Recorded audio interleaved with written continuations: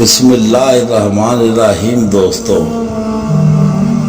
ایک عورت حضور صلی اللہ علیہ وآلہ وسلم کے پاس آئی اور اسے اپنے شوہر کی شکایت کی کہ وہ بہت زیادہ اپنے دوستوں کو دعوت دیتا رہتا ہے اور وہ کھانا بنا بنا کر ان کے مہمانداری سے تھک جاتی ہے۔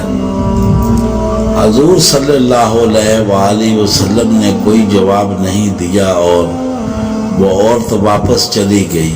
کچھ دیر بعد حضور صلی اللہ علیہ وآلہ وسلم نے اس عورت کے شوہر کو بلایا اور فرمایا، آج میں تمہارا مہمان ہوں۔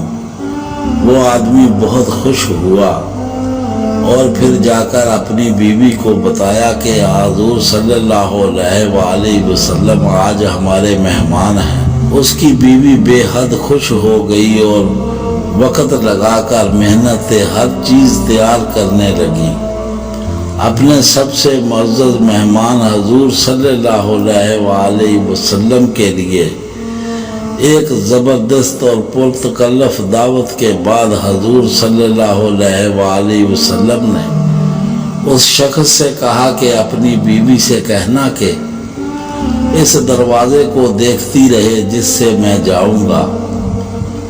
تو اس کی بیوی نے ایسا ہی کیا۔ وہ دیکھتی رہی کہ کسی طرح حضور صلی اللہ علیہ وآلہ وسلم کے گھر سے نکلتے ہوئے آپ کے پیچھے بہت سے حشرات گھر سے نکل گئے۔ یہ عجیب و غریب منظر دیکھ کر وہ بے ہوش ہو گئی۔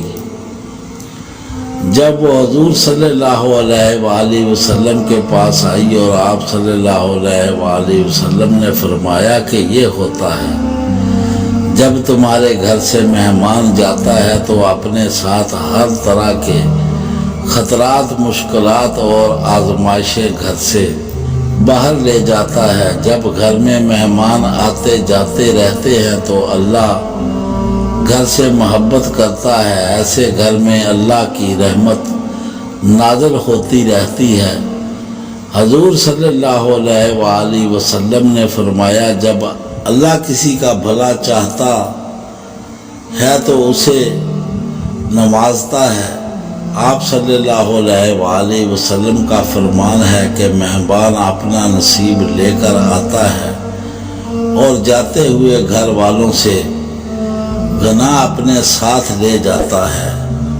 اور ہمارے چینل کو سبسکرائب کریں، بیل آئیکن کا بٹن ضرور دبائیں۔ ہمیں دعاؤں میں یاد رکھیں۔